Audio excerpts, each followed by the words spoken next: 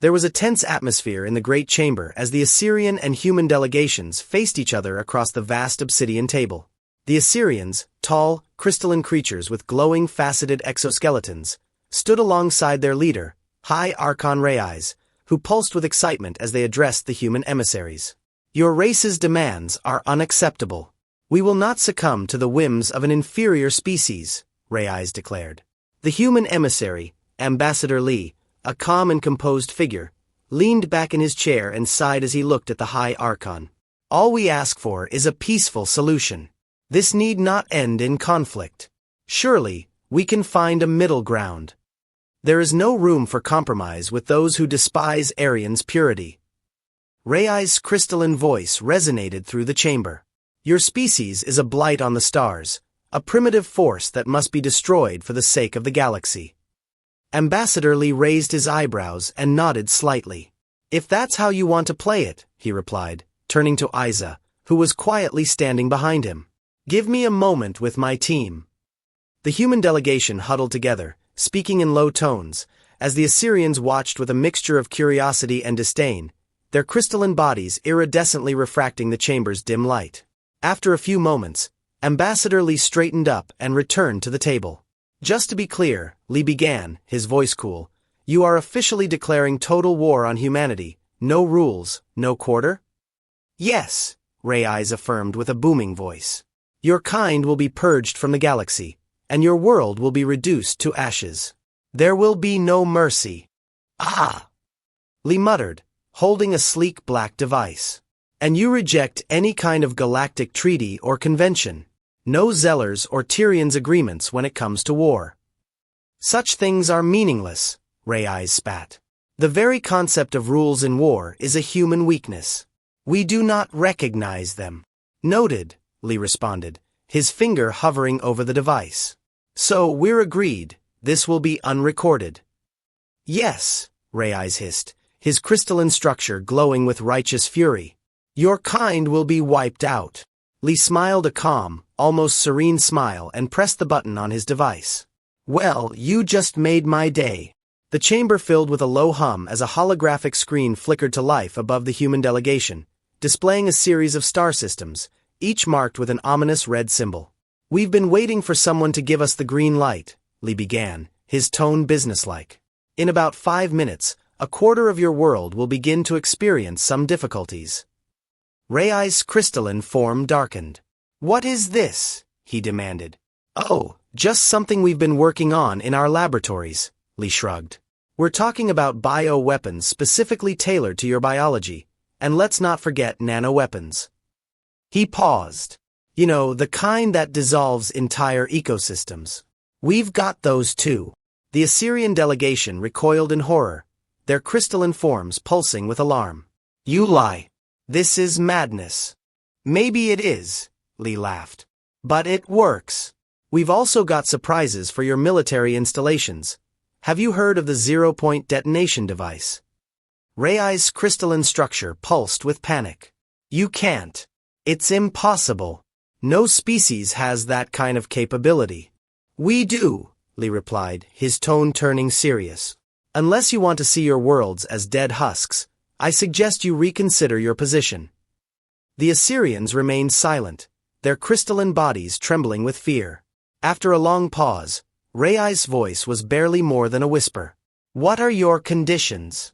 Unconditional surrender, Li said firmly.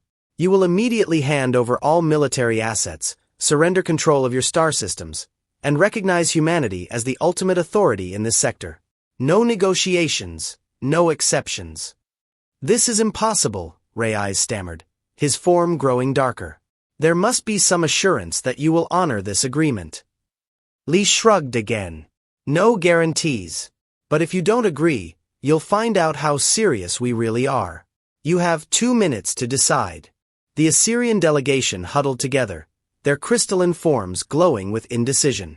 Finally, Raiz turned to Li, his voice cracking. We accept your terms. Good choice, Li said as he handed the device to Raiz. Sign here and make sure your colleagues do the same. The Assyrians signed, but their movements were slow and defeated. After the last signature was added, they began to retreat. "If you don't mind," Li said, "we still have some worlds to protect." As the Assyrians were escorted out, their heads bowed in failure, Li turned to his aides, a smile on his face. "I think they fell for it. Nova bombs, zero-point devices. They really think we've got those." "They don't know us like we know them," one of the aides replied with a grin. "So, what's next?" Li shrugged, still smiling. "We make sure they stay in line. After all, we've got a reputation to uphold. And who knows?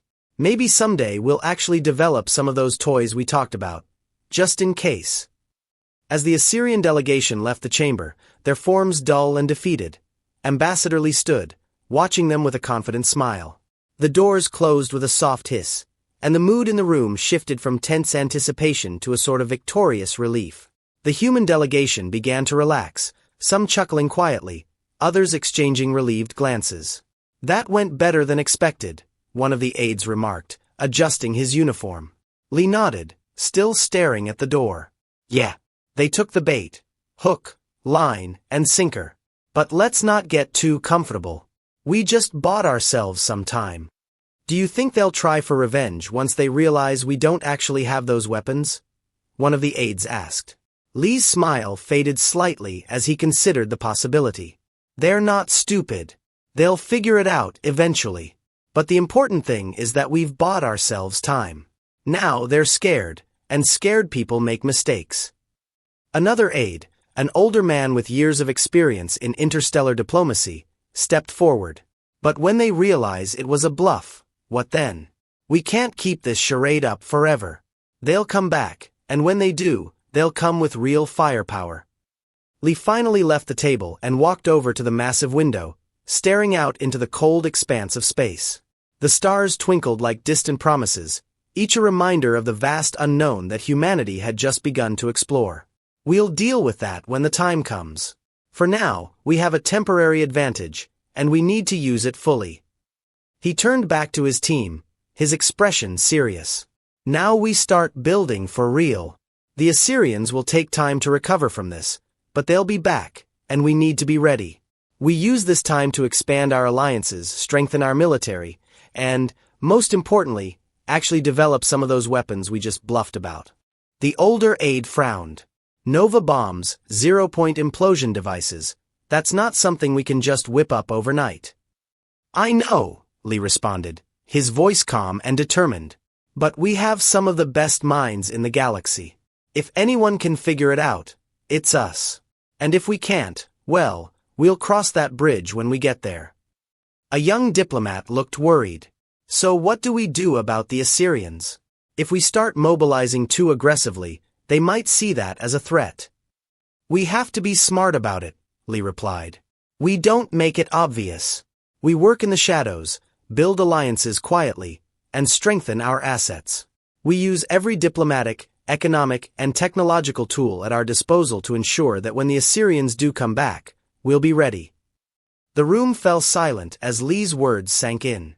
The gravity of the situation was clear to everyone present.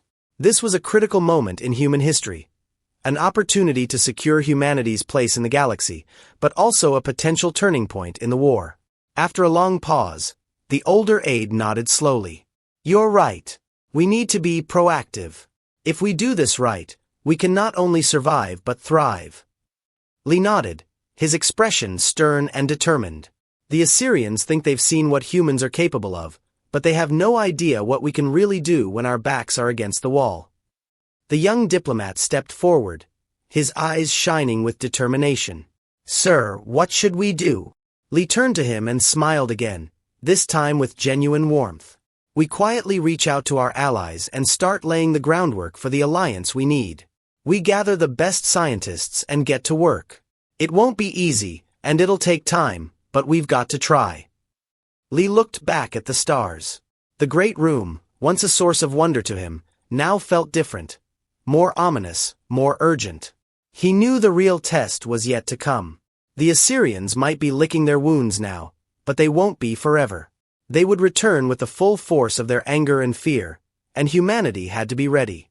But for now, They had the opportunity to turn the tide and prepare for the inevitable conflict that loomed on the horizon. Bly took a deep breath and secretly prepared to face the challenges ahead and show them what humans were really made of, he told himself, then turned away from the window and left the room, ready to lead the humans into the unknown world. Come on.